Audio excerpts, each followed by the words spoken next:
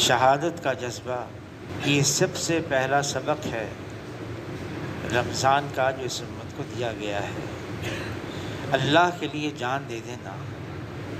حاجی عبدالوہاب صاحب نے مولانا یوسف قادری رحمۃ اللہ علیہ سے پوچھا، اس تبلیغ سے آپ کیا چاہتے ہیں؟ تو فرمایا اللہ پر جان دینا آ جائے۔ تو حاجی صاحب فرمانے کہ میں تو بزدل آدمی ہوں، اللہ پر کیسے جان دوں گا؟ تو مولانا یوسف قادری رحمۃ اللہ علیہ نے فرمایا دیکھو تمہارے بھی تقاضے ہیں، ذات کے تقاضے ہیں، خاندان والوں کے تقاضے ہیں، پھر دین کا بھی تقاضا ہے۔ دین کے تقاضے کو سامنے رکھتے ہوئے اپنی ذات کے اور اپنے خاندان کے تقاضوں کو نیچے کر دینا۔ عائشہ رضی اللہ تعالی نے عرض کیا، اے اللہ کے رسول، کوئی ایسا راستہ ہے میدان میں نکلے ہوئے بغیر آدمی شہادت پالے؟ حضور صلی اللہ علیہ وسلم نے فرمایا ہاں، جو روزانہ 20 مرتبہ یا 25 مرتبہ موت کو اس طرح سے یاد کرے، اللہم بارک لی فی الموت وفی ما بعد الموت، اللہم بارک لی فی الموت وفی ما بعد الموت، جو روزانہ 20 مرتبہ 25 مرتبہ موت کو اس طرح سے یاد کرے، جب اس کی موت آئے گی تو شہادت کی موت ہوگی۔ اللہ پر جان دینا اب یہ اتنا آسان کام نہیں ہے۔ اپنی ہتھیلی پہ جان رکھ کر اور ساری مشقت، قربانی، ہاں یہ تو حضور صلی اللہ علیہ وسلم کی سنت ہے، آدمی رمضان کے مہینے میں دن میں روزہ رکھے، رات کو تراویح بھی پڑھے، قیام بھی کرے، پھر آخری عشرے میں اعتکاف بھی کرے، لیلۃ القدر کے لیے آخری عشرے کی طاق راتوں میں عبادت بھی کرے، جاگے۔ یہ ساری بہت اہم اور بہت قیمتی سنتیں ہیں۔ ایک سنت یہ بھی ہے تمنا کرنا، حضور صلی اللہ علیہ وسلم فرماتے میرا دل یہ چاہتا ہے کہ میں اللہ کے راستے میں جان دے دوں، پھر زندہ کیا جاؤں، پھر شہید کیا جاؤں، پھر زندہ کیا جاؤں، پھر شہید کیا جاؤں۔ مفتی زین العابدین صاحب رحمۃ اللہ علیہ فرمانے لگے یہ حدیث شہادت پر ختم ہوتی ہے، زندگی ہو شہید ہوں، زندگی ہو پھر شہید ہوں، زندگی ہو پھر شہید ہوں۔ یہ شہادت، اس کی جو لذت ہے، جنتی جنت میں پہنچ گئے، جنت میں طرح طرح کی نعمتیں، دنیا کو تو بھول جائیں گے، یہاں کی تکلیفوں کو، یہاں کی مشقتوں کو۔ ایک طبقہ ایسا ہوگا جنتی، جنت میں اس کی تمنا باقی رہے گی کیا مجھے دنیا میں بھیجا جائے اور میں شہید کیا جاؤں۔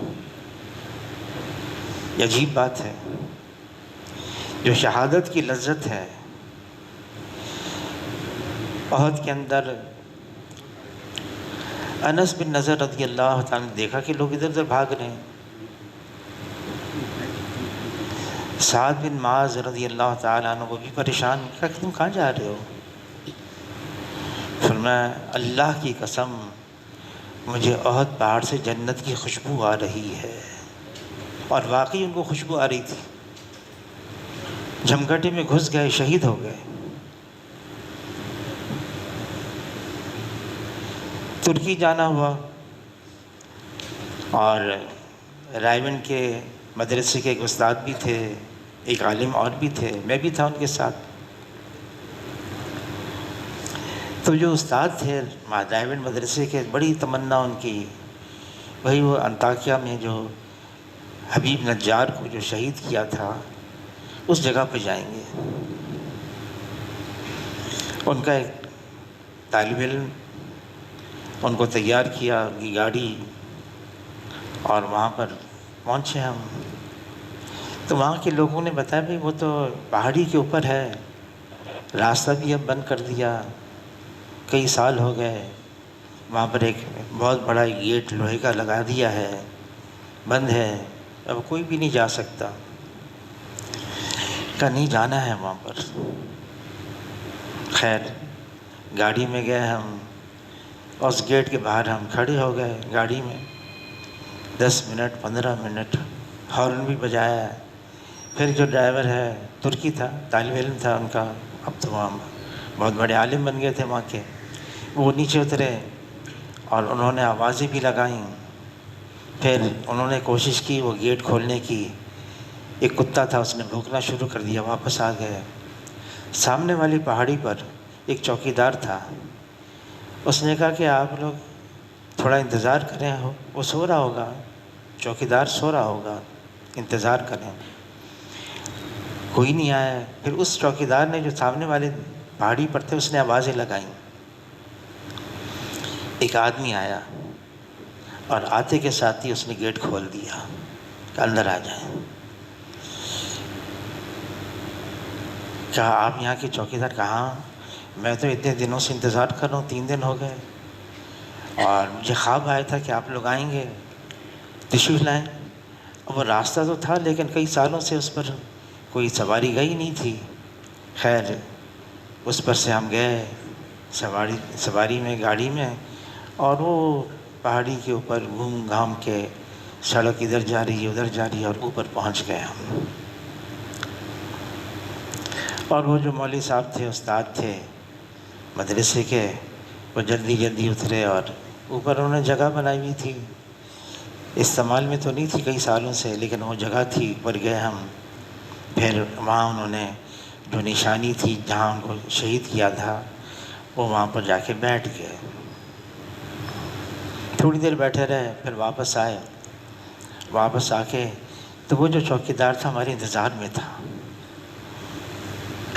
ترکی تھا، تو ترکی تو ہمارے ایک ہی ساتھ جاننے والے تھے جو گاڑی چلا رہے تھے، ان سے بات چیت شروع کر دی، اور اتنی لمبی چوڑی بات، اس کی بات ہی ختم نہ ہو۔ تو میں نے استاد سے کہا کہ معلوم ہوتا ہے یہ بھی رائیونڈ کا ہی فارغ ہے، کہ وہاں کے جتنے فارغ ہیں نا اتنی باتیں کرتے ہیں۔ بہرحال تو وہ میں نے کہا ان سے پوچھو تو صحیح، انہوں نے مولوی صاحب کو دیکھا ہوگا خواب میں، کیونکہ ان کو بڑی طلب تھی۔ تو اس سے پوچھا کہ آپ نے ان کو، اس مولوی صاحب کو دیکھا تھا؟ کہا نہیں، میں نے تینوں کو دیکھا تھا خواب میں، اور مجھے بتایا گیا یہ حبیب نجار کے مہمان ہیں، میں اس لیے انتظار میں تھا۔ خیر پھر نیچے گئے ہم، پہاڑی کے نیچے سے جہاں ایک مسجد بنی تھی جہاں ان کی قبر، وہاں پر بھی گئے مسجد میں، ان کی قبر کی وہ نیچے گہرائی میں ایک غار تھا، اس کے اندر اترے ہم، سیڑھی تھی، اور پھر وہ اس کی قبر کی بھی زیارت کی۔ واپس آئے تو میں نے اس مولوی صاحب سے پوچھا، مولوی صاحب آپ کو اتنی تمنا کیوں کہ آپ اس جگہ بھی جائیں، ان کی قبر کی بھی زیارت کریں؟ فرمانے لگے اللہ تعالیٰ نے قرآن پاک میں اس کا تذکرہ کیا ہے کہ جب ان کو شہید کر دیا تو ان کو اتنی خوشی ہوئی، اس نے یہ اظہار کیا کہ کاش میری قوم کو پتہ چل جائے کہ اللہ تعالیٰ نے میرا کس طرح سے اعزاز و اکرام کیا ہے۔ اللہ کے راستے میں جان دے دینا، یہ پہلا سبق ہے رمضان کی مبارک کا جو اس امت کو دیا گیا ہے، امت کو جو دیا گیا ہے پیغام۔ پچھلے سال کابل جانا ہوا، جماعت میں اجتماع تھا، تو وہاں کے سرکاری لوگ آئے اور ہم سے ملاقات کی انہوں نے، تو کہنے لگے ہمیں تو اس کی خوشی ہے کہ ہمیں حکومت مل گئی اور اللہ نے فضل فرمایا، لیکن اس سے بڑھ کر خوشی یہ ہے ہمارا وہ ملک ہے جس کا ہر شہر، ہر گاؤں، ہر راستہ، ہر گلی، چپا چپا شہید کے خون سے رنگا گیا ہے، اور کوئی ایسا ہمارا یہاں گھر نہیں ہے کہ جس گھر میں ماں نے اپنے بیٹے کی شہادت کی خبر سنی ہو یا اس کو دیکھا ہو۔ کہ ہمارا ملک ایسا ہے۔ اللہ کے راستے میں جان دے دینا،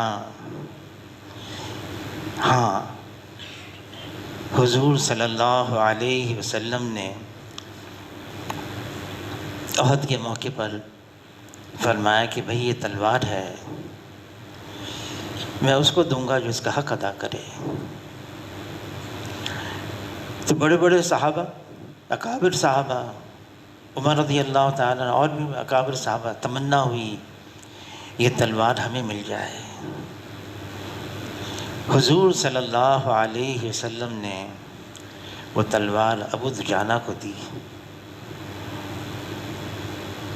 ایک صحابی کو جستجو ہوئی یہ تلوار کا حق ادا کرے گا، اس کے پیچھے پیچھے کوئی چھوٹی عمر کا آتا اس پر تلوار نہیں چلاتے، کوئی عورت آتی اس پر تلوار نہیں چلاتے، ہاں کوئی آگے مضبوط انداز سے لڑتا تو اس پر تلوار چلاتے۔ حضور صلی اللہ علیہ وسلم نے ایک ایسے موقع پر یہ بھی بتا دیا، خیبر کا موقع ہے، ایک حبشی چرواہا بکریاں چرا کر آ رہا تھا، اس نے دیکھا مجمع ہے اور ایسا ہے کہ یہاں بھی وہاں بھی، اور قلعہ بند ہو گیا ہے یہودیوں کا، تو قریب آیا، پوچھا، اس کو دعوت دی، وہ مسلمان ہو گیا۔ حضور صلی اللہ علیہ وسلم سے اتنا کہا کہ مجھے اتنا موقع دیں، میں جن کی امانتیں ہیں یہ بکریاں ان کو میں ٹھکانے پہنچا کر آ جاؤں۔ ٹھکانے پہنچا دیا اس نے، شروع ہو گیا معرکہ، ختم ہو گیا۔ اچھا زخمیوں میں پہچانو، جو شہید ہو گئے انہیں پہچانو، پہچاننے لگے کہ ایک آدمی ایسا ہے اس کو کوئی پہچان نہیں سک رہا ہے۔ حضور صلی اللہ علیہ وسلم خود تشریف لے گئے اور دیکھا کہ وہ وہی حبشی ہے، ایک وقت کی نماز نہیں پڑھی اس نے، جان دے دی، اور اللہ کے رسول فرما رہے ہیں تو جنت میں پہنچ گیا، یہ جنت میں پہنچ گیا۔ حضور صلی اللہ علیہ وسلم کے پاس ایک صحابی آئے، جلیبیب رضی اللہ تعالیٰ عنہ، پوچھا کیا تم شادی نہیں کرو گے؟ اے اللہ کے رسول اب مجھے تو دیکھیں، میرا حلیہ دیکھیں، غریب فقیر آدمی ہوں، حبشی ہوں، مجھے کون لڑکی دے گا؟ فرمایا جس کا مفہوم ہے مدینہ کی سب سے خوبصورت لڑکی تمہیں ملے گی،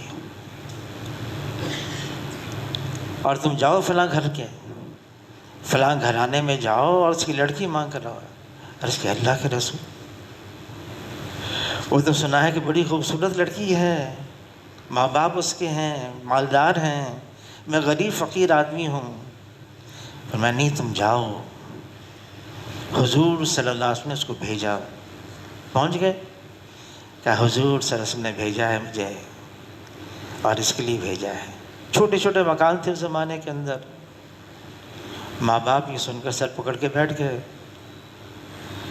لڑکی نے دیکھا کہ کوئی واقعہ پیش آ گیا ہے، ماں باپ کے پاس آئی، کیا بات ہو گئی، کیا بات پیش آ گئی؟ کہ ایسے ایسے حضور صلی اللہ علیہ وسلم نے جلیبیب کو بھیجا ہے اور تمہارے نکاح کے لیے بھیجا ہے۔ تو بچی نے کہا دیکھو، یہ نہ دیکھو کون آیا ہے، یہ دیکھو کس نے بھیجا ہے۔ میں حشر کے میدان میں یہ تو کہہ سکوں گی اے اللہ میرا نکاح تو حضور صلی اللہ علیہ وسلم کی طرف سے آیا تھا، پیغام قبول کر لیا، یہ حضور کے پاس پہنچ گئے، اے اللہ کے رسول قبول ہو گیا، بات مان لی۔ لیکن میں تو غریب آدمی ہوں۔ حضور صلی اللہ علیہ وسلم نے عثمان رضی اللہ عنہ سے فرمایا کہ جاؤ اس کا انتظام کرو، اس کو پیسے دے دیے۔ اب وہ انتظام کرنے کے لیے بازار کی طرف نکلا، وہاں آواز لگ رہی تھی کہ جنگ کی آواز ہے، اللہ کے راستے میں نکلنا ہے، مقابلہ ہے۔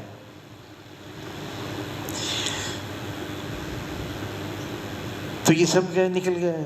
جلیبیب کی کان میں یہ جب آواز پڑی کہ اچھا مقابلہ ہے، پیسے ہیں، وہ تو شادی کا سامان لینے کے لیے نکلے ہیں،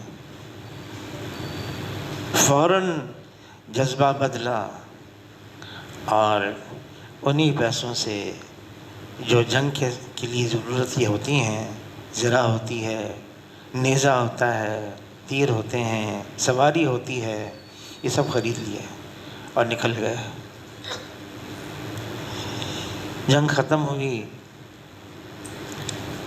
جو زخمی تھے ان کو بھی پہچاننے لگے، جو شہید ہو گئے ان کو بھی پہچاننے لگے۔ عرض کیا اللہ کے رسول، ایک ایسا ہے اتنا زخمی ہو گیا ہے اس کو پہچان نہیں سک رہے ہم۔ حضور صلی اللہ علیہ وسلم نے بھی آئے، تشریف لائے، باقی صحابہ بھی۔ اس کی کلائی سے پہچانا گیا، اس کا رنگ ایسا تھا۔ یہ تو جلیبیب ہے، یہ تو شادی کا سامان خریدنے کے لیے نکلا تھا، اس نے جان دے دی۔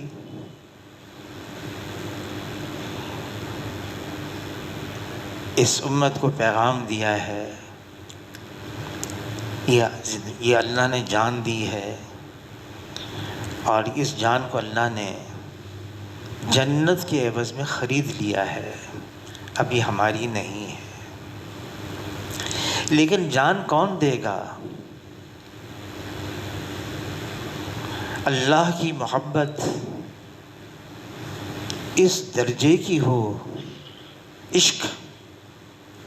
ہم دنیاوی چیزوں میں دیکھتے ہیں جو عشق مجازی ہوتا ہے، کسی سے عشق ہو جاتا ہے اس کے لیے بھی جان دے دیتے ہیں۔ یہاں ایک ہسپتال ہے سینٹرل جیل کے سامنے، عثمانی ہسپتال، وہاں میں نے کچھ عرصے کام کیا۔ تو وہاں ایک ہندو لڑکا تھا، ونود اس کا نام، اخلاق کا اچھا تھا، بہت جھک کے ملتا، ہاتھ کو بھی چومتا۔ وہاں ایک کام کرتی تھی مسلمان نرس، اس کے ساتھ عشق ہو گیا۔ ہندو مسلمان کیسے شادی ہو؟ خیر ایک دن میں صبح کو گیا وہاں پر ہسپتال میں، تو پتہ چلا کہ اس کو ایسا مردہ حالت میں پایا گیا، ایک ڈرپ لگی ہوئی ہے، انجیکشن بھی ہے اور سرنج ہے اور دوسرے دوائی کے ایمپیولز بھی ہیں ٹوٹے ہوئے۔ انتقال ہو گیا۔ کیا اس نے خود اپنے آپ کو مار دیا؟ تو عشق کے جو مجازی ہوتا ہے نا دنیاوی، ہاں اس میں بھی آدمی اپنی جان کو ختم کر دیتا ہے، لیکن اللہ سے عشق ہو جائے، محبت، اس کو اللہ نے بنایا ہے، اس کو پیدا کیا ہے، پھر اس کے 100 حصے کیے، صرف ایک حصہ دنیا میں بھیجا ہے، 99 حصے اللہ نے اپنے پاس ہی رکھے ہوئے ہیں۔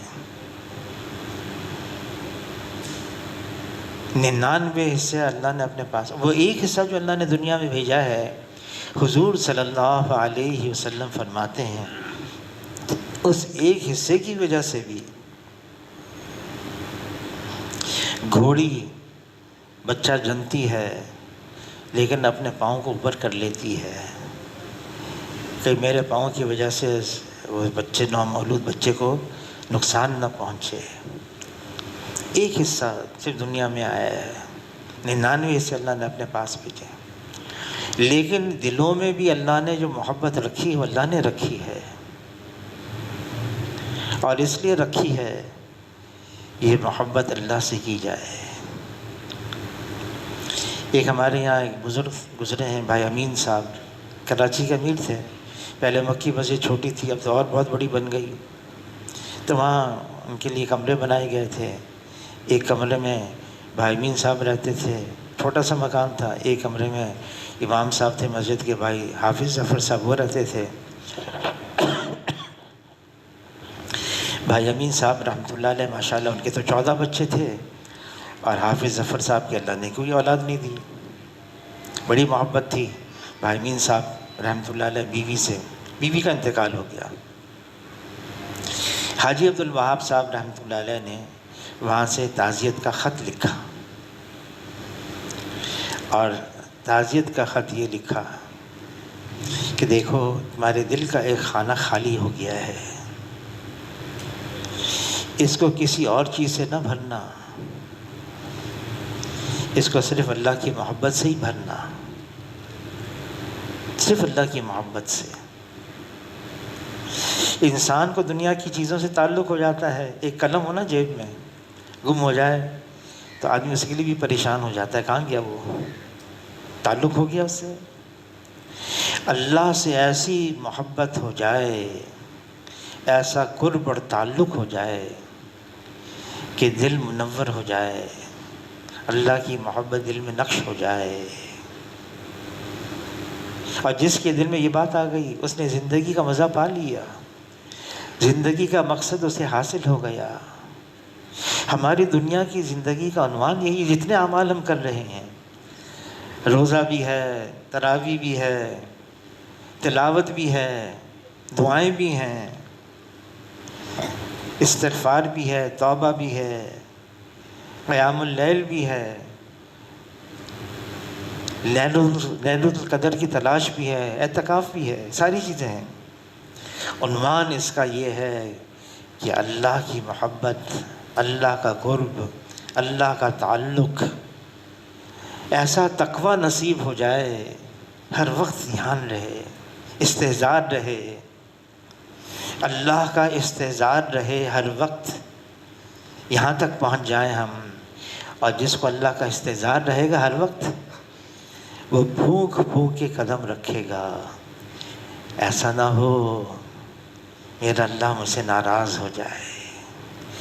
اللہ کی ناراضی سے بچے گا وہ، کیونکہ اللہ کی ناراضگی سب سے خطرناک چیز ہے، اور اللہ کی رضا سب سے بڑی چیز ہے۔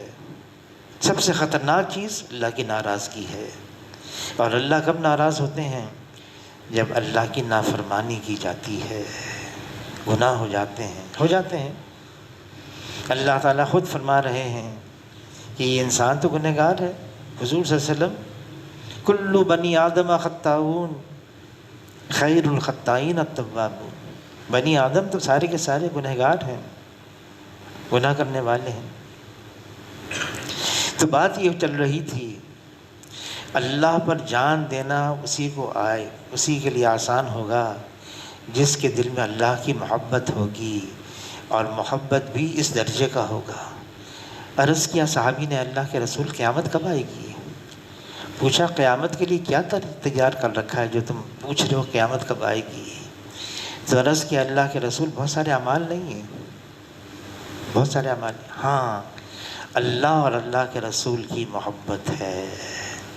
فرمایا جس سے محبت ہے حشر کے میدان میں اسی کے ساتھ اٹھائے جاؤ گے، جس کے ساتھ محبت ہے۔ یہاں ایک بزرگ گزرے مولانا یوسف لدھیانوی صاحب، مولانا یوسف بن نوری صاحب رحمۃ اللہ علیہ، ان کو اللہ نے ایک ملکہ دیا تھا، عجیب ملکہ، وہ آدمی کو دیکھتے پہچان لیتے۔ تو یہ اس زمانے کے اندر مولانا یوسف لدھیانوی صاحب، منٹگمری ایک شہر تھا، اب اس کا نام ساہیوال ہے پنجاب میں، وہاں وہ ہوتے رہتے تھے۔ ایک دفعہ انہوں نے دیکھ لیا مولانا یوسف بن نوری صاحب رحمۃ اللہ علیہ نے، اور ان سے کہا بھائی تم میرے پاس آیا کرو گے۔ غریب آدمی تھے مولانا یوسف لدھیانوی صاحب، کا سارا خرچہ میری طرف سے، ہر مہینے 10 دن کے لیے تم آؤ گے میرے پاس۔ اور وہ ہر مہینے منٹگمری سے، ساہیوال سے آتے اور کراچی آتے 10 دن کے لیے، پھر واپس چلے جاتے ہیں۔ پھر آخر میں تو یہیں رہنے لگے تھے، کراچی میں رہنے لگے تھے۔ تو مولانا یوسف لدھیانوی صاحب رحمۃ اللہ علیہ بیمار ہو گئے، فالج کا دورہ ہو گیا ان کو، لیاقت ہسپتال میں داخل ہوئے۔ لوگ ان کے پاس گئے، مزاج پرسی کے لیے، فرمانے لگے میں بستر پر مرنا نہیں چاہتا، میں نے تو اللہ سے ایسی موت مانگی ہے، خون کا ایسا فوارہ چھوٹے اور میں جان دے دوں اللہ پر، میں نے تو اللہ سے ایسی موت مانگی۔ عجیب دعائیں لوگ مانگتے۔ عمر رضی اللہ تعالیٰ کی عجیب دعا، اے اللہ میں شہادت مانگتا ہوں لیکن مدینے میں مانگتا ہوں۔ شہادت کے لیے اللہ کے راستے میں نکلنا ہوگا، کسی مارکے میں جانا ہوگا، اے اللہ میں شہادت مانگتا ہوں لیکن مدینے میں مانگتا ہوں۔ اللہ نے ان کی بھی دعا قبول کر لی، شہادت ملی اور مدینہ منورہ میں ملی۔ ان کو خنجر مارا گیا، اور جب ان کی حالت عجیب ہو گئی، کسی نے آخر میں دودھ پیش کیا ان کو، تو دودھ کی سفیدی بھی اور جو کچھ تھا اندر وہ زخم سے باہر نکل آیا۔ تو عمر رضی اللہ تعالیٰ کے صاحبزادے نے عمر رضی اللہ تعالیٰ کا سر اپنی ران کے پر رکھ دیا۔ تو حیات الصحابہ میں یہ واقعہ لکھا ہے، تو عمر رضی اللہ تعالیٰ نے فرمایا نہیں، میرا سر تو زمین کے پر رکھ دو، اور اس طرح سے رکھ دو کہ میرا رخسار زمین سے لگ جائے۔ اور حیات الصحابہ میں لکھا ان کا آخری جملہ یہ تھا، عمر رضی اللہ عنہ، اے عمر اگر کل کو تیری مغفرت نہ ہوئی تو تیرے لیے ہلاکت ہے۔ تو تمنا یہ رکھنا،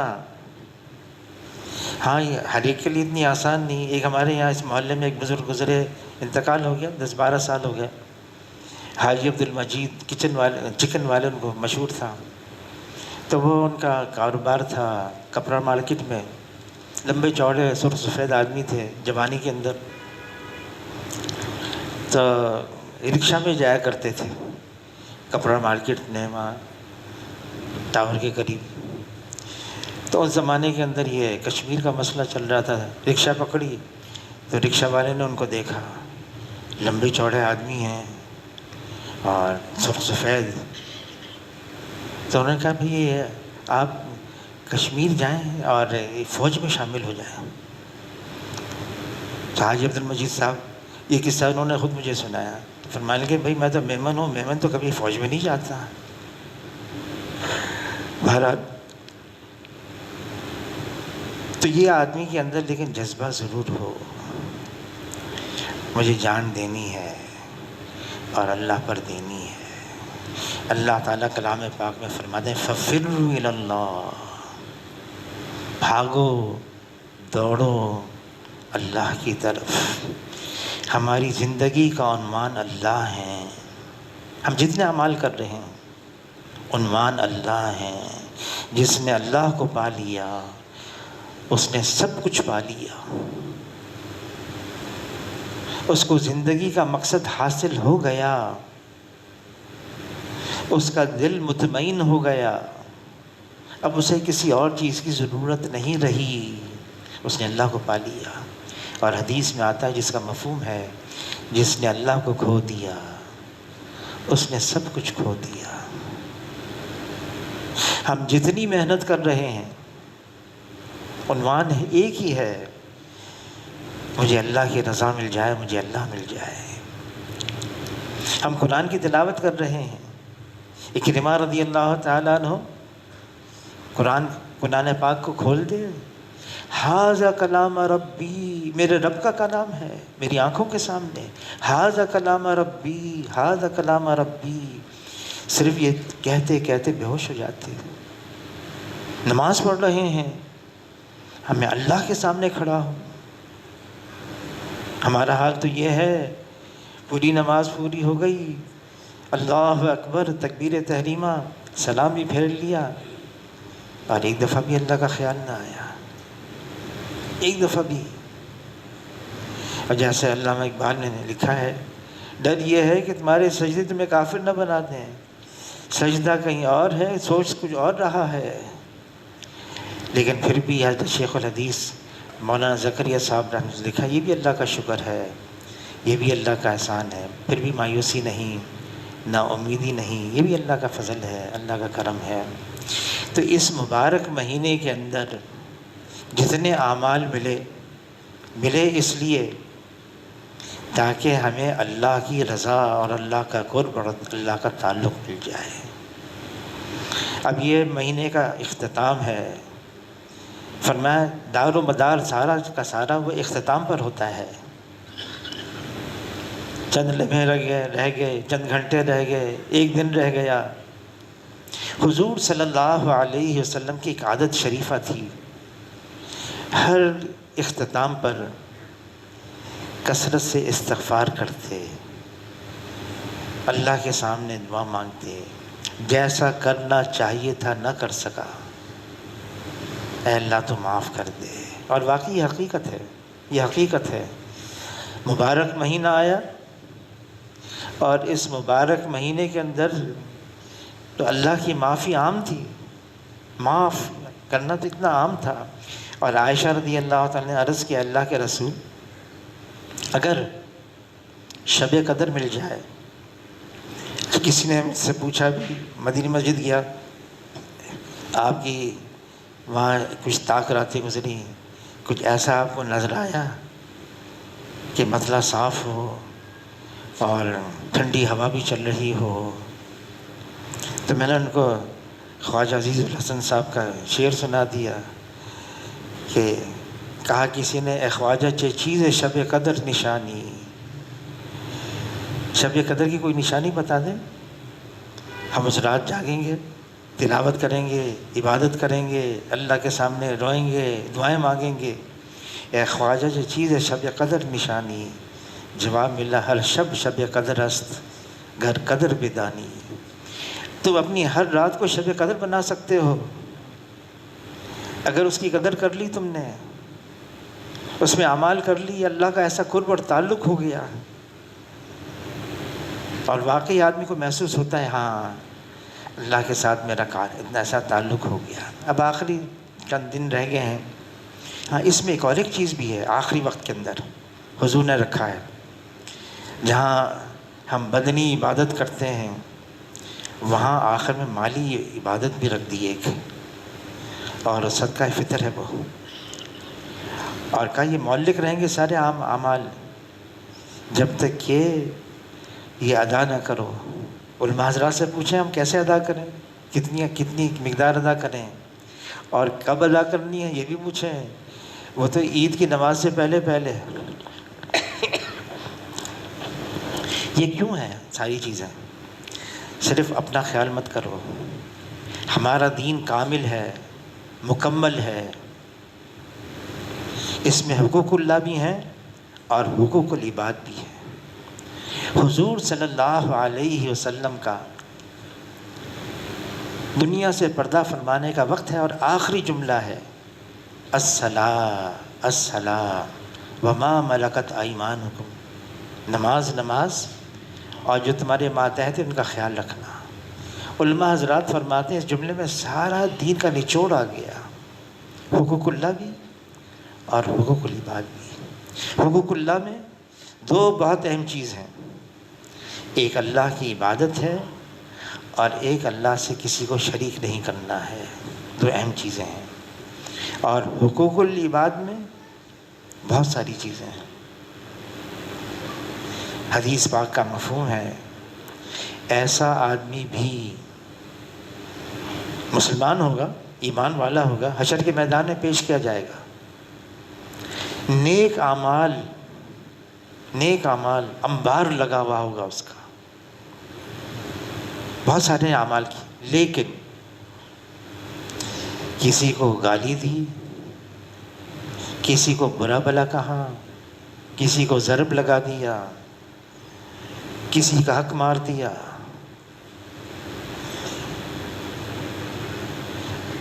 جن کے حقوق لیے اس نے وہ آئیں گے اور مطالبہ کریں گے کہ اس نے ہمارے ساتھ ایسا ایسا معاملہ کیا ہے، اور پھر وہاں کی کرنسی حشر کے میدان کی تو اعمال ہے،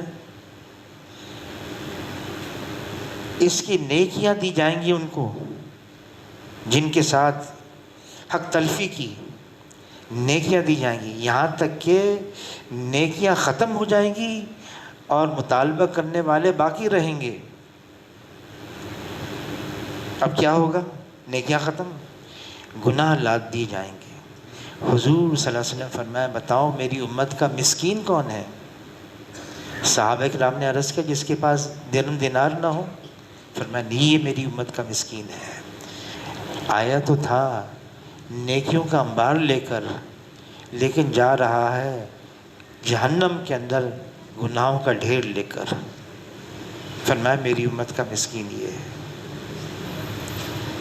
اچھا گناہ تو معاف ہو سکتا ہے، کسی کی حق تلفی کی، مثلا مثال دے دی کسی نے، اب وضو خانے میں گیا، نماز پڑھ رہا ہے، وضو کر رہا ہے، کوئی گھڑی بھول گیا اپنی، اس نے دیکھ لی اور ایسے انداز سے اس نے اس گھڑی پر ہاتھ رکھا، جیب میں ڈال دی۔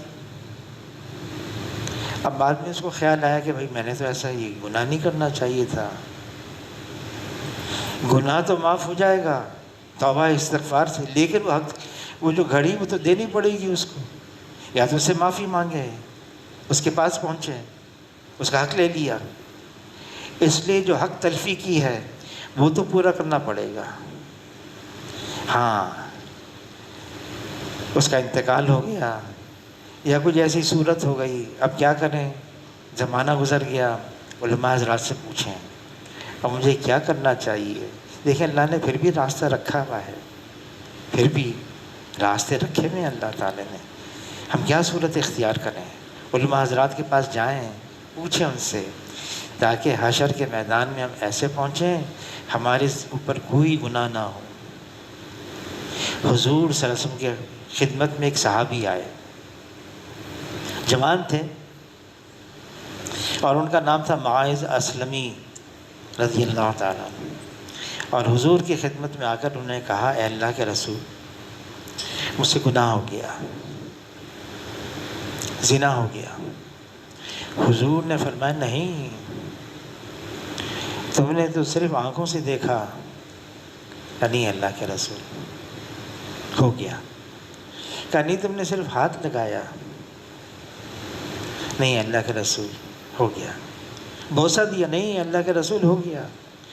4 موقع دیے حضور نے اس کو، یہ امت کو پیغام دیا جا رہا ہے، کسی سے غلطی ہو اس پر ٹوٹ پڑے ہم، ایک طریقہ یہ ہے، کسی سے غلطی ہو اس کے لیے راستے بتائے ہیں کیا کرنا چاہیے۔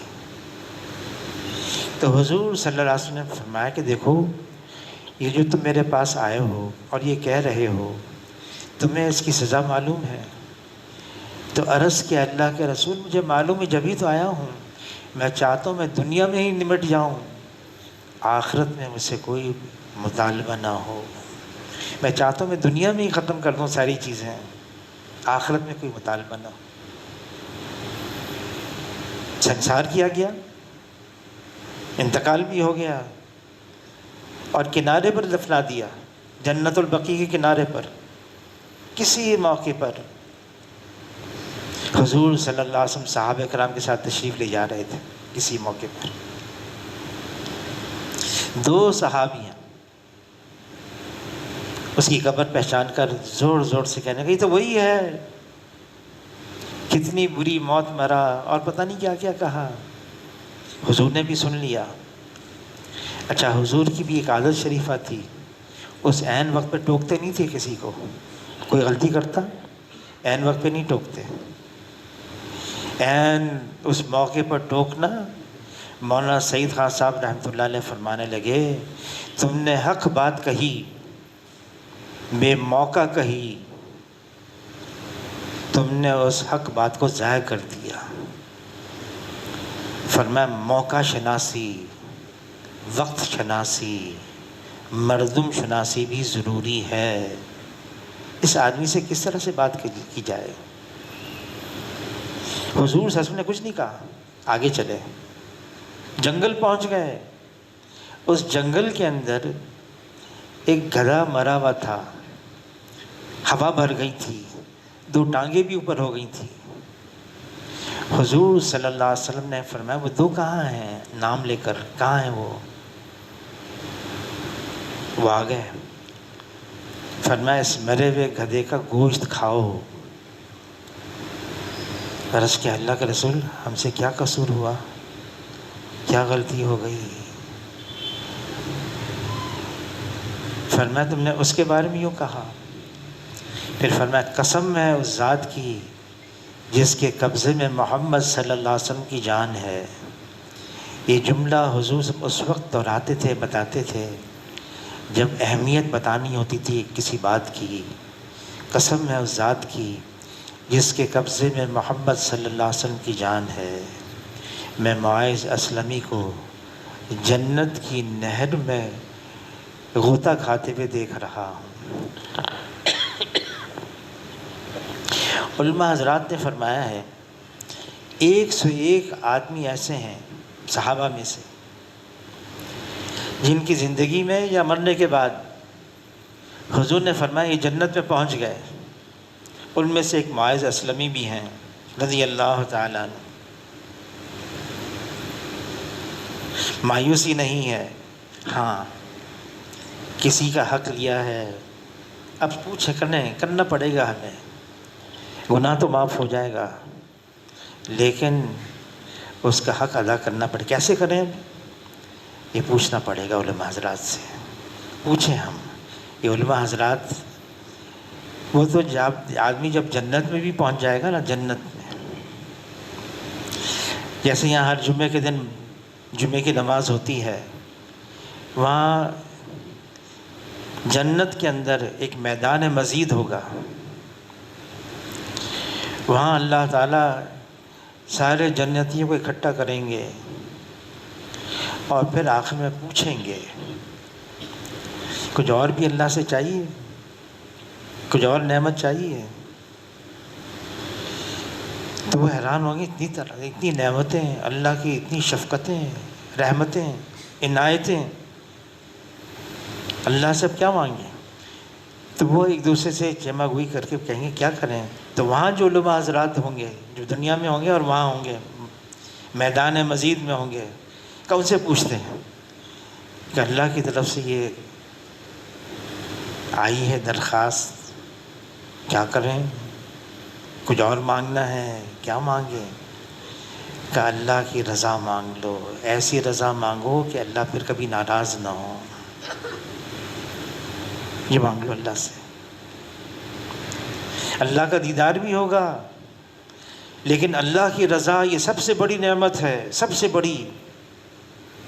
عیسیٰ علیہ السلام فرمانے لگے سب سے خطرناک چیز اللہ کا غضب ہے، اللہ کی ناراضگی ہے۔ اللہ ناراض ہو جاتے ہیں پھر تو کچھ بھی نہیں بچتا ہے، کوئی ٹھکانہ نہیں۔ مولانا جلال الدین رومی رحمۃ اللہ علیہ نے ایک واقعہ لکھا ہے، اس واقعے کے بعد ایک بات لکھی ہے، اس امت کے لیے اللہ تعالیٰ نے قرآن پاک میں پچھلی قوموں کے واقعات بتا دیے۔ قوم عاد، قوم سمود، قوم لوط، قوم شعیب، کیسا اللہ کا عذاب آیا ان پر، ایسی تیز ہوا اور پٹخ پٹخ کے رکھ دیا، ایسی چیخ ماری کلیجے پھٹ گئے۔ آسمان سے بادل آتے ہوئے دیکھا، قوم شعیب نے کہا کہ یہ اتنی گرمی ہے، یہ اسی کے اندر ٹھنڈی ہوا ہوگی، اس میں تو آگ تھی، اللہ کا عذاب تھا۔ قوم لوط، پتھر کی بارش ہوئی، پورا اوپر اٹھا کے ان کو ڈیل دیا، الٹا کر دیا۔ مولانا جلال الدین رومی رحمۃ اللہ علیہ کے لکھا ہے سارے واقعات ہمیں سنا دیے اللہ نے، اللہ کا کتنا احسان ہے۔ اب ہم خبردار ہو جائیں، چوکنے ہو جائیں کہ دیکھو ایسی چیزیں نہ کریں، ان سے بچیں، اللہ کی ناراضگی سے۔ اللہ کا عذاب آتا ہے۔ اللہ تعالیٰ نے کلام پاک میں فرمایا ظہر الفساد فی البر والبحر بما کسبت ایدی الناس، جتنا فساد ہے خشکی اور تری میں، فرمایا اے انسانوں یہ سب تمہارے اپنے ہاتھوں کی کمائی ہے۔ علی رضی اللہ تعالیٰ عنہ فرماتے ہیں نہیں نازل ہوتی کوئی بلا مگر بسبب گناہ کے، اور نہیں ٹلتی کوئی بلا مگر بسبب توبہ کے۔ ہماری ساری پریشانیوں کا حل، مشکلات کا حل وہ ہمارے دین میں ہے۔ ہم اللہ سے معافی مانگیں، اے اللہ ہماری بدعمالیوں کی وجہ سے، بدعنوانیوں کی وجہ سے، غفلت کی وجہ سے، گناہوں کی وجہ سے، لغزش کی وجہ سے یہ سارے حالات بن گئے ہیں، اے اللہ اپنے فضل سے معاف فرما دے۔ جانا تو اللہ کے پاس ہی ہے، ہمیں موت تو آئے گی، جو چلے گئے وہ چلے گئے، باری تو ہماری بھی لگنی ہے، ہمیں بھی جانا ہے۔ ہاں یہ سانس کا ڈورا اتنا باریک ہے، یہ تو ٹوٹے گا، یہ جان نکلے گی، دل کا دھڑکنا بند ہوگا، سانس کا لینا بند ہوگا۔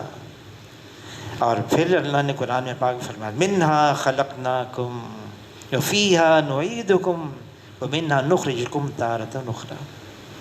اسی مٹی سے اللہ نے بنایا ہے، مٹی میں جانا ہے، پھر مٹی سے اللہ اٹھائیں گے، جانا ہے۔ آج موقع ہے، جب تک یہ غرغرہ نہیں شروع ہوتا، جب تک یہ سورج بجائے مشرق سے مغرب سے طلوع نہیں ہوتا، یہ سانس باقی موقع ہے۔ پھر یہ چند لمحات رہ گئے ہیں، بہت مبارک دن ہے، بہت مبارک وقت ہے۔ فرمایا اگر میری امت کو پتہ چل جائے یہ رمضان کیا ہے، تمنا کرنے لگیں سارا سال رمضان رہے، تمنا کرنے لگیں یہ تھوڑے دن باقی، تھوڑا وقت باقی رہ گیا، خوب اللہ سے معافی مانگیں، اور اپنے لیے بھی مانگیں، اپنے گھر والوں کے لیے بھی مانگیں، اپنے ملک شہر والوں کے لیے بھی مانگیں، ساری امت کے لیے مانگیں۔ اس وقت جو امت کے اوپر حالات آئے ہیں ہم اللہ سے مانگیں۔ یہ دعا ایسی ہے، اللہ نے مومن کا ہتھیار بتایا ہے، دعا سے بہت ساری چیزیں بن جاتی ہیں، بہت ساری چیزیں ہمیں اندازہ نہیں ہے۔ دعا سے بہت ساری چیزیں، ہمارے مشکلات آسان ہو جائیں گی۔ ہم مانگیں اللہ سے، اور اس میں ایسا مانگیں، حاجی عبدالوہاب صاحب رحمۃ اللہ علیہ فرمانے لگے جیسے بچہ ماں سے مانگتا ہے، دے دے دے دے دے دے، ایسا مانگتا ہے، ماں بھی پھر کہتی ہے اچھا لے لے۔ ایک صاحب ملتزم سے چمٹ کر یہ دعا مانگ رہے تھے، اللہم اغفر وَإِن لَمْ تَغْفِرْ فَاغْفِرْ، اے اللہ بخش دے، نہیں بخشتا پھر بھی بخش دے۔ دعا کیا بتائی شب قدر کی، اللہم انک عفو تحب العفو فاعف عنی۔ اللہم انک عفو، عفو کس کو کہتے ہیں کہ صرف معاف نہیں کرتا،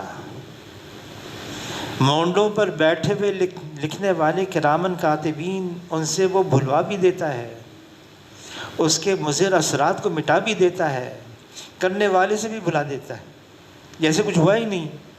اللہ تعالیٰ سے سب سے اونچا جو درجہ ہے معاف کرنے کا، فرمایا شب قدر میں یہ مانگو اللہ سے کہ اللہ معاف کر دے، اور اللہ معاف کرنے کے لیے تیار ہیں۔ ہم مائل بکرم ہیں، کوئی سائل ہی نہیں، اللہ تو انتظار میں بیٹھے ہوئے ہیں، آئے کوئی اس راستے میں ہم مانگیں۔ بس دھوکہ یہ لگتا ہے وہ تو صرف ابلیس ہے نا، ابلیس مایوس ہو گیا ہے کہ اب کچھ نہیں ہو سکتا۔ نہیں، اگر کوئی کہتا ہے میں نے بہت دفعہ توبہ کی ہے، توڑ دی ہے، کوئی بات نہیں، بازا خراچ ہستی بازا، گر کافر و گبرو بت پرستی بازا، این درگہ ما درگہ نومیدی نیست، گر صد بار توبہ شکستی بازا۔ اگر تم نے 100 دفعہ توبہ کر کے توڑ دیا پھر توبہ کرو، پھر توبہ کرو، اللہ معاف کر دیں گے۔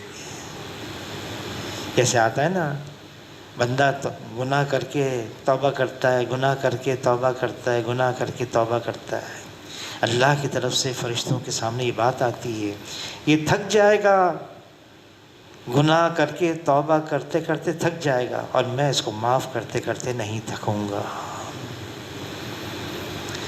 تو اللہ تعالیٰ جو چند باقی لمحات رہ گئے ہیں، گھنٹے رہ گئے ہیں، اللہ تعالیٰ ہمیں توفیق دے ہم اس کو بھی وصول کر لیں بہترین انداز سے۔ اللہم لک الحمد کما انت اہلہ، صلی وسلم علی سیدنا محمد کما انت اہلہ، وافعل بنا ما انت اہلہ، فإنک اہل التقوی واہل المغفرہ۔ اے اللہ ہماری گناہوں کو معاف فرما دے، جتنے گناہ کیے معاف کر دے، جان بوجھ کے کیے معاف کر دے، بھولے سے کیے، انجان میں کیے معاف کر دے، تنہائی میں کیے معاف کر دے، کھلم کھلا کیے معاف کر دے۔ اے اللہ اپنے فضل سے معاف کر دے۔ ہم اقراری جرم مجرم ہیں، ہمیں اقرار ہے اپنے جرم کا، لیکن تیری رحمت سے مایوس نہیں۔ اللہم انک عفو کریم تحب العفو فاعف عنا، اللہم انک عفو کریم تحب العفو فاعف عنا۔ اے اللہ امت کے احوال کی بھی عافیت کے ساتھ اصلاح فرما دے، مسلمانوں کی پریشانیوں کو دور فرما دے۔ جگہ جگہ مسلمان پریشان ہیں، مشکل میں آئے ہوئے ہیں، مصائب میں آئے ہوئے ہیں، مصیبت میں آئے ہوئے ہیں۔ اے اللہ رحم فرما، کرم فرما، مشکل کو آسان فرما، پریشانیوں کو دور فرما۔ اے اللہ تیرے علاوہ کوئی نہیں ہے جو ہماری مشکلات کو آسان کر سکتا ہے۔ اللہم لا سہل الا ما جعلتہ سہلا، اے اللہ ہر وہ چیز آسان ہے جس کو تو آسان فرما دے۔ اے اللہ مشکلات کو آسان فرما دے۔ جن گناہوں کی وجہ سے اے اللہ دین کی عالی محنت، دین پر چلنا ہم سے چھوٹ گیا، ان گناہوں کو بھی محض اپنے فضل و کرم سے معاف فرما کر اے اللہ ہم سب کو دین پر چلنا دوبارہ توفیق عطا فرما دے۔ اے اللہ ہمیں کسی عمل سے دور نہ فرما، اپنا فضل فرما۔ جنہوں نے دعاؤں کے لیے کہا، لکھا، متوقع ہیں، یا جن کے حقوق ہم پر واجب ہیں، جائز مرادوں کو پوری فرما، پریشانیوں کو دور فرما، مشکلات کو آسان فرما، ہم سب کے لیے دین پر چلنا آسان و سہل فرما۔ اللہم تقبل منا انک انت السمیع العلیم وتب علینا انک انت التواب الرحیم۔ اللہم انک عفو کریم تحب العفو فاعف عنا، اللہم انک عفو تحب العفو فاعف عنا۔ اللہم انا نسألک من خیر ما سألک منہ نبیک محمد صلی اللہ علیہ وسلم، ونعوذ بک من شر ما استعاذک منہ نبیک محمد صلی اللہ علیہ وسلم۔ انت المستعان وعلیک البلاغ ولا حول ولا قوة الا باللہ۔ صلی اللہ تعالی علی خیر خلقہ محمد وآلہ واصحابہ اجمعین برحمتک یا ارحم الراحمین۔ عید کے دن انشاءاللہ 9 سے 11 بجے انشاءاللہ یہاں بیٹھیں گے ملاقات کے لیے۔ ہاں 26 کو پھر مجلس ہوگی، سفر ہے بھی۔ ہاں 26 تاریخ جمعے کا دن ہے، پھر سفر ہوگا انشاءاللہ۔